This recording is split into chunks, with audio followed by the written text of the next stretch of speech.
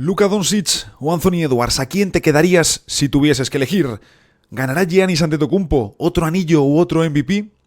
O, por ejemplo, construir tu propia plantilla NBA sin sobrepasar el primer apron. Hoy, el preguntas y respuestas del mes de julio.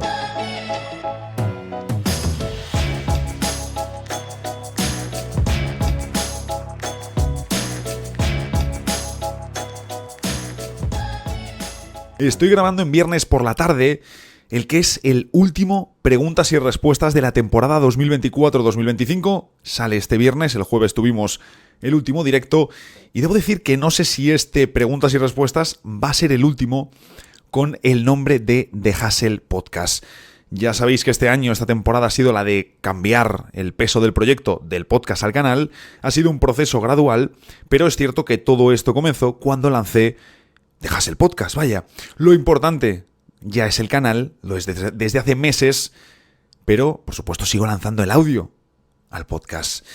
Cerramos la temporada 2024-2025, aunque va a seguir el contenido. Por ejemplo, todo apunta a renovación de Luka Doncic este domingo. No sé si nos llegará la información el domingo o el lunes, así que cuando se da, que todo apunta que la tendremos, habrá vídeo de la renovación. También seguirá habiendo contenido estas próximas semanas y yo volveré a finales de agosto con el Eurobasket y volverán también los directos, los jueves, que son jueves de NBA, así que ya veremos cómo lo apañamos para los directos. Y ahora vamos con el último preguntas y respuestas de la temporada, que como siempre es bien variadito. Bienvenidos a The Hustle Podcast.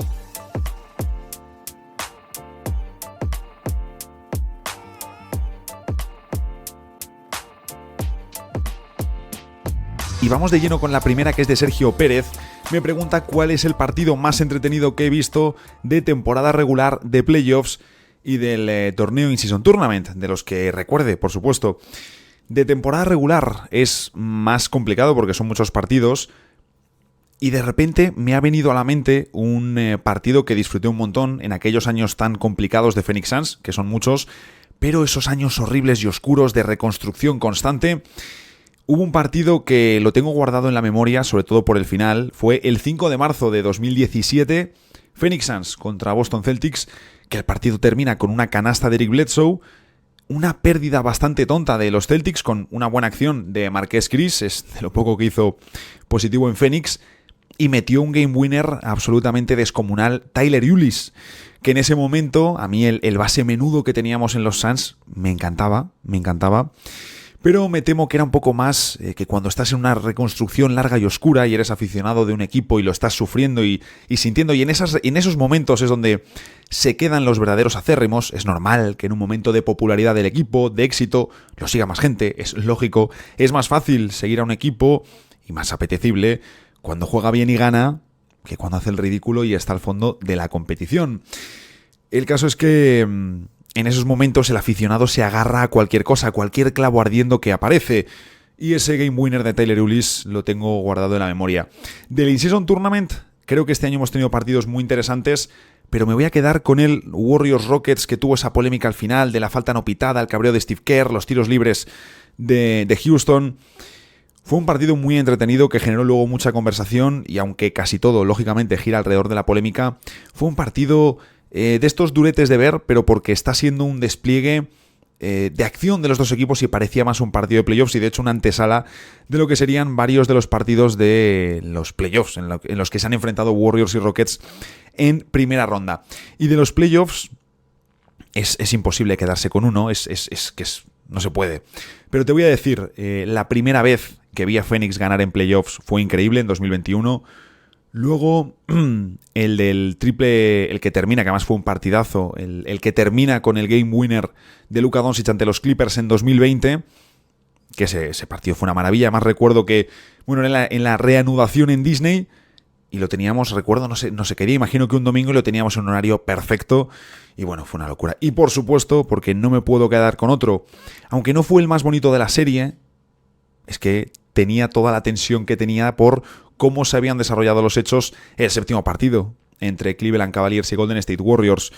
Luego lo pensaba y decía, es que en verdad ha habido muchas series que no han sido o que no han tenido ese momento tan mediático que han sido impresionantes, que por supuesto han tenido momentos muy virales. Se me ocurre la de Utah Jazz contra Denver Nuggets, también en Disney, el Game 4, las series de Indiana con ese proyecto del jovencísimo Paul George antes de la lesión contra el Big 3 de Miami. Nos regalaban unas series y unos partidos absolutamente fantásticos. Así que esos son un poco los que me venían a la memoria.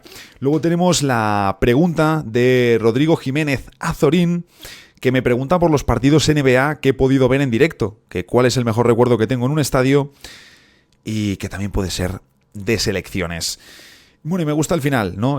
Lo de a ver cuándo caen unas cañas por Madrid. Un saludo, tío. Estaría guay montar para la próxima temporada. Además, esto cuando hablemos de... Habrá un vídeo en agosto en el que me abriré bastante en canal. Cuando hablemos de la próxima temporada, una de las cosas que quiero hacer es una quedada en Madrid, obviamente, porque es lo más fácil, es también donde yo vivo.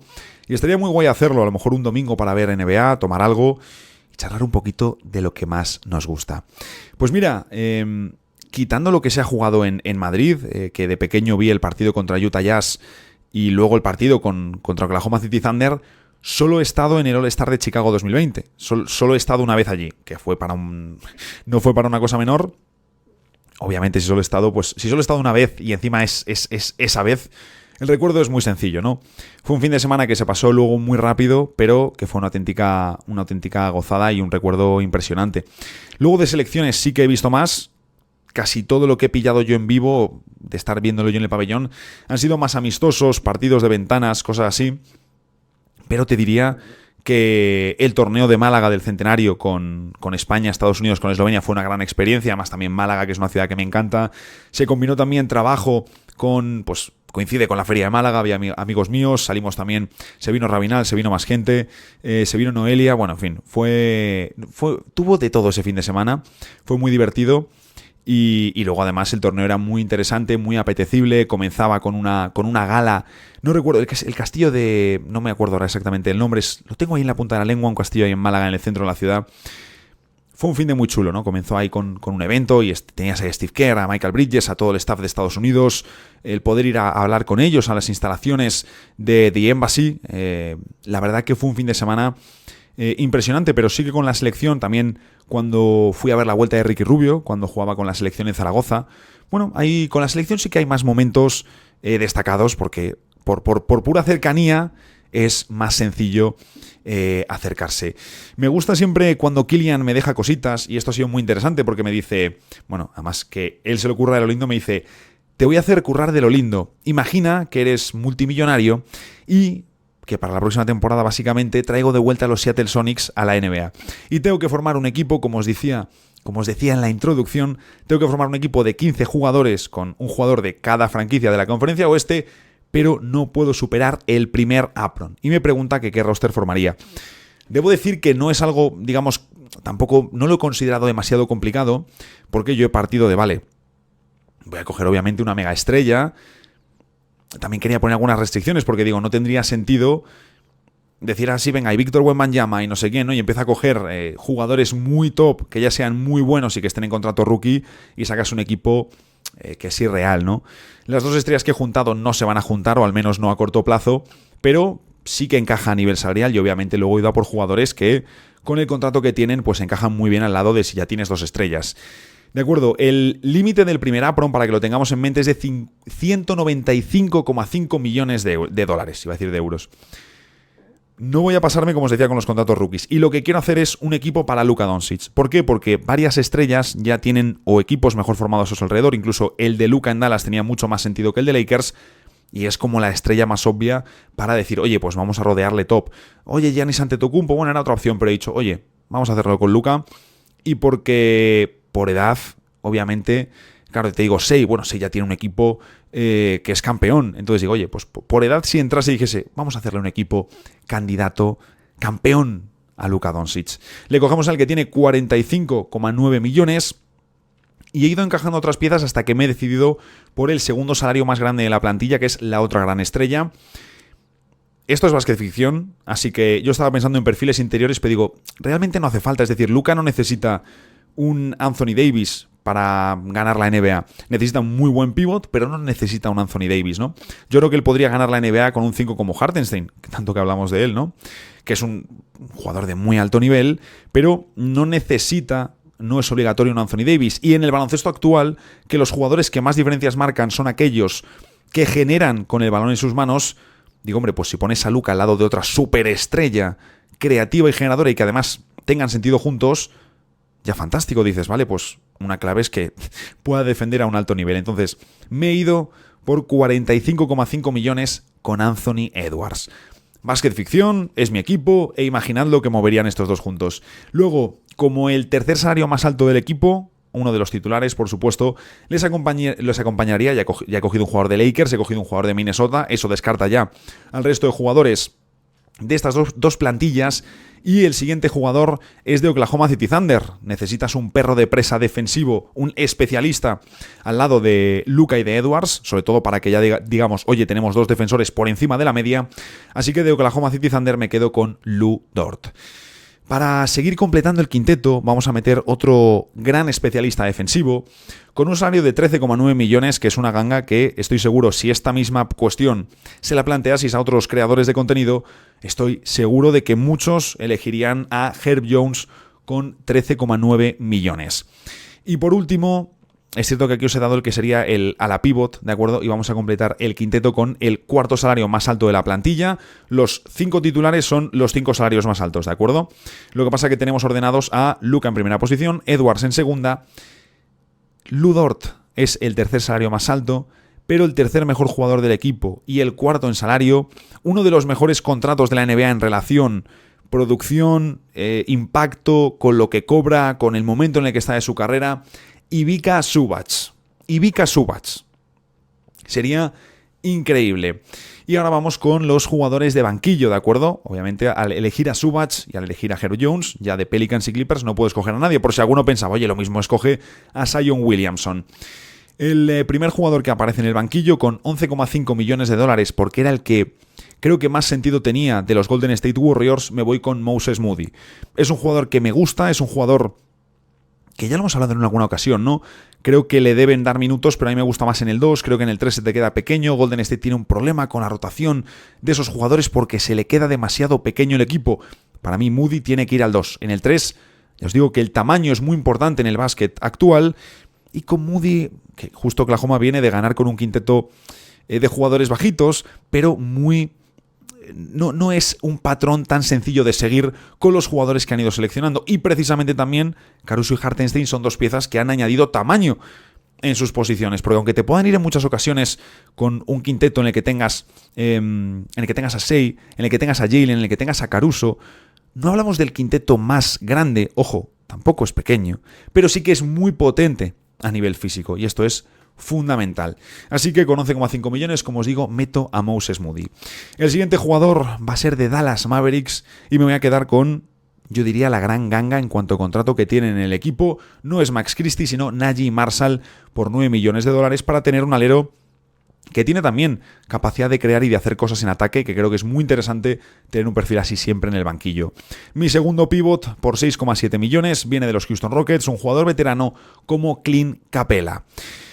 Y para traer ya que tenemos además aleros que pueden bajar al 4, ya que tenemos a Capela y a Zubac cubriendo el puesto de 5 en perfectas condiciones, alguno podría pensar, bueno, sí, sería ideal tener un perfil rollo PJ Washington o un ala pivot así. No hay tantos tan buenos, y yo me he ido a por un jugador que de verdad de esta plantilla era difícil sacar a alguien.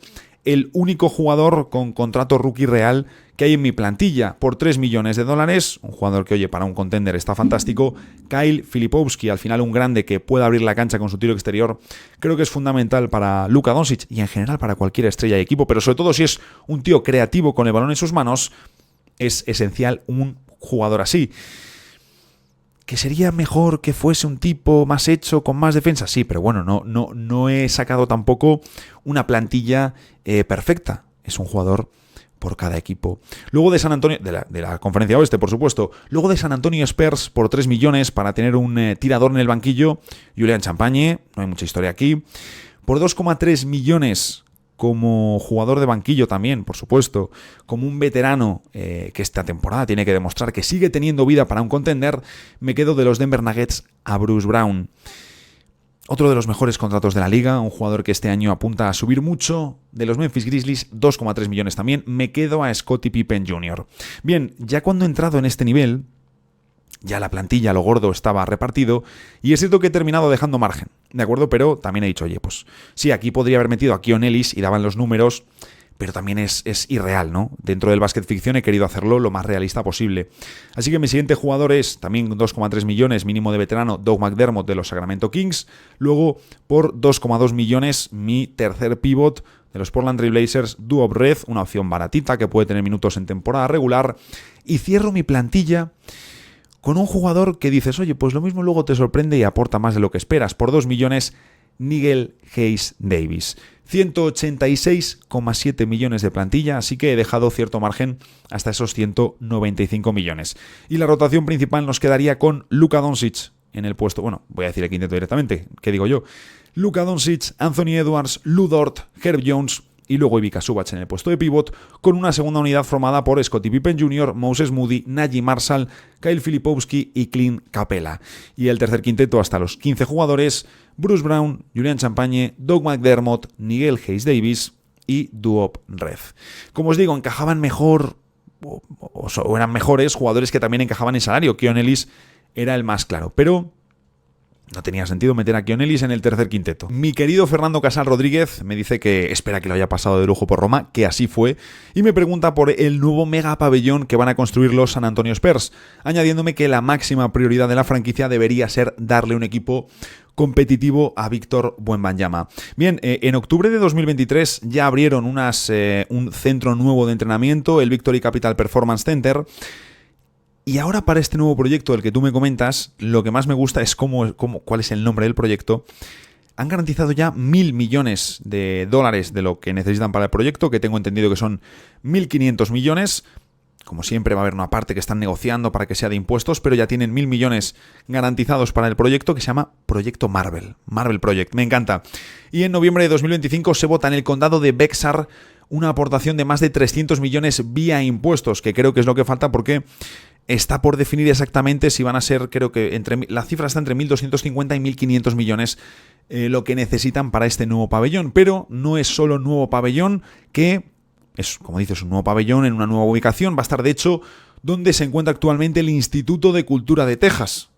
Así que podemos decir que cambian cultura por cultura, porque al final contemplar lo que va a hacer Víctor Wembanyama ahí en los próximos años, en esa arena, probablemente va a ser historia del deporte.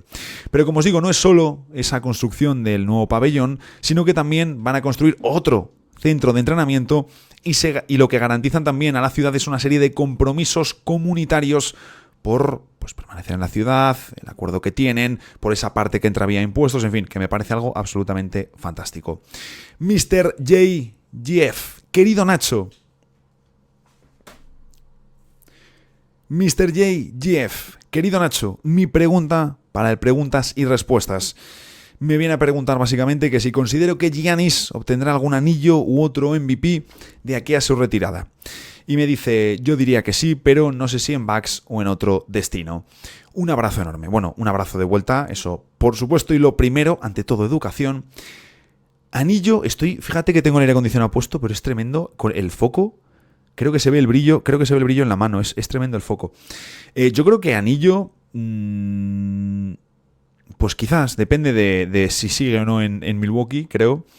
Pero sí que considero que puede ser candidato para el MVP en 2026. Comentaba el otro día en el directo que creo que hay varios jugadores, no digo que vayan a terminar como el top 3, pero hay varios jugadores que tienen una candidatura interesante sabiendo que Shai ya lo ha ganado y que repetir no es tan sencillo. Sobre todo en el caso de Shai creo que puede ser complicado sacar MVP el año que viene. Pero al igual que es un muy buen año para que Luka Doncic gane el MVP, aunque decimos eso prácticamente todos los años desde hace 3 temporadas, sí que Vamos a ver en el este dónde puede terminar Milwaukee, cómo de sólido termina siendo el equipo con un Giannis mega dominante, me genera mucha curiosidad. Pero creo que él tiene un problema y es que lleva mucho tiempo instalado en el desgaste del aficionado. Giannis lleva mucho tiempo sin sorprender, lleva mucho tiempo sin impresionar y eso que lo que sigue haciendo es impresionante se queda corto.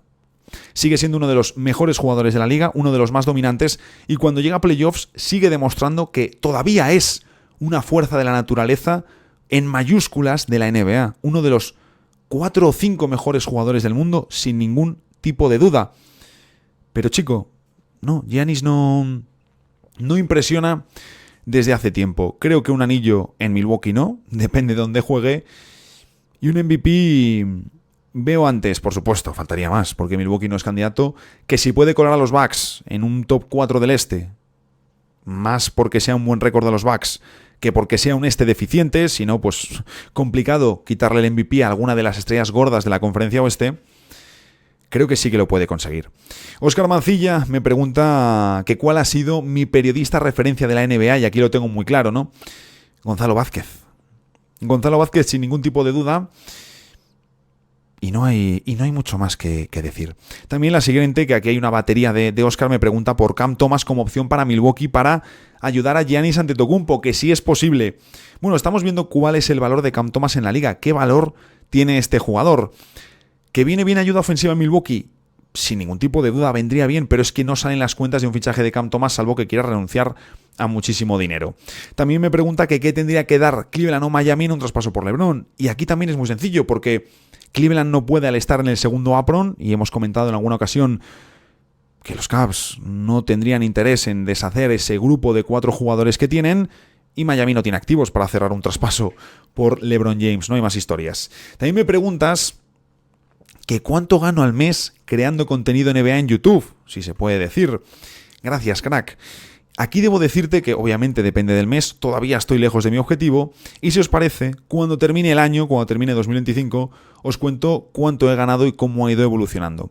Así tendremos los 12 meses, ¿de acuerdo? Tenemos un dibujo también de cómo va evolucionando, creo que varias cosas nos van a sorprender. Desde mi primer pago, que fue creo que del mes de diciembre, me lo pagaron en enero, que paga un mes después YouTube. Así que creo que así podemos tener la peliculita bien completa. Y también para cuando los 30 mejores jugadores de la historia, que va a salir eso en septiembre. Vamos ahora con otra de estas así, de las que me gustan a mí, de la rachita que me deja Michael, que me dice siempre lo de lee las que quieras, pero es que me apetece siempre responder todas. ¿Cuáles han sido los 5 mejores tiradores que has visto? Voy a hablar, por supuesto, como me dicen en la pregunta, que yo he visto, ¿de acuerdo? Lo he tenido bastante claro. Stephen Curry, no van en orden, ¿eh? Stephen Curry, Kyle Korver, Ray Allen, Kevin Durant y JJ Redick. Esos son los 5 mejores tiradores que yo he visto. Steve Nash, no sé qué, no pillé tan conscientemente sus mejores años. Le he visto, pero no tanto, no de forma tan plena como al resto. ¿Cuál de los siguientes jugadores es más atractivo de ver para ti? Me pone 3 jugadores, que estos sí los voy a decir en orden. Me dice Luka Doncic, Kate Cunningham y Kyrie Irving. ¿De acuerdo? Mi orden en estos 3 sería primero Kyrie Irving, luego Luka Doncic, y me duele dejarle tercero porque me fascina Kate Cunningham. Gustos personales. ¿Qué jugador te gusta más? Wembanyama, Anthony Edwards o Stephen Curry. En cuanto a gustarme más, claro, gustarme más verle o gustarme más de le quiero en mi equipo. Si es de le quiero en mi equipo para ganar, me quedo con Wembanyama para construir sobre él, pero de gustarme más a nivel estético me quedaría con Stephen Curry sin ningún tipo de duda, pero me quedo con Anthony Edwards. De gustarme más.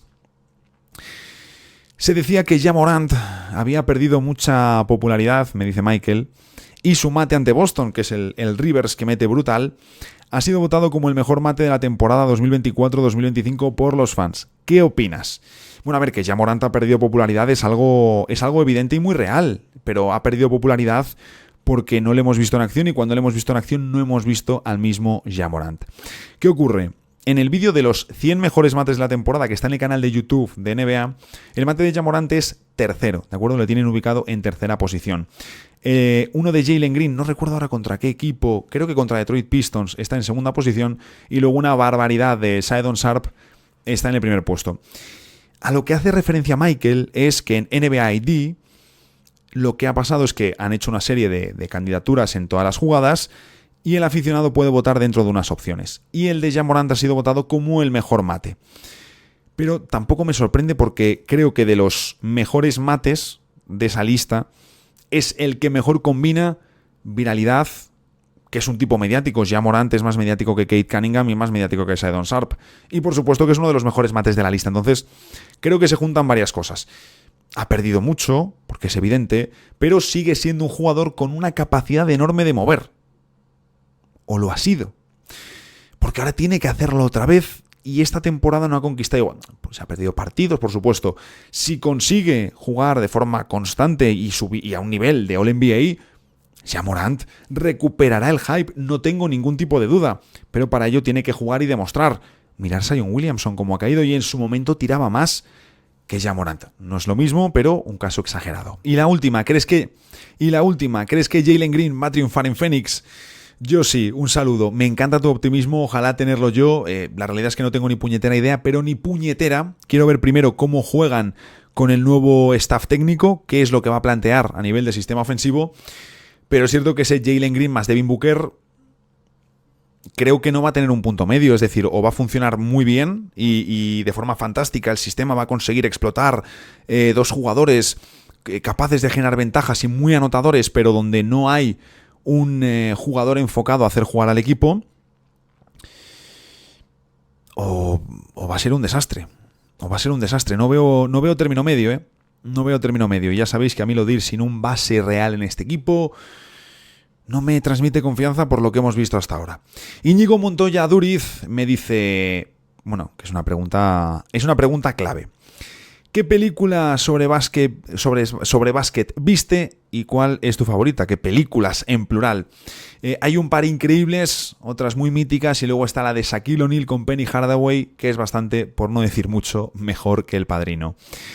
No sé si me subo tanto a ese... Entiendo que es broma. Luego uno nunca sabe, y más en estas cosas que son tan subjetivas. Pero es un auténtico peliculón. Blue Chips mola un montón. Llevo bastante sin verla, De hecho, escribí un artículo en NBA.com y ahí hice revisión de algunas pelis que no tenía tan frescas de las mejores películas. Tengo que ver, top 10 mejores películas del baloncesto. Space Jam, Coach Carter, Campeones, que es un peliculón. Hay muchas. Os dejaré la URL en la descripción. La mía la digo siempre. No es película, es un documental, pero Once Brothers siempre es la que más me ha cautivado. Es absolutamente bestial.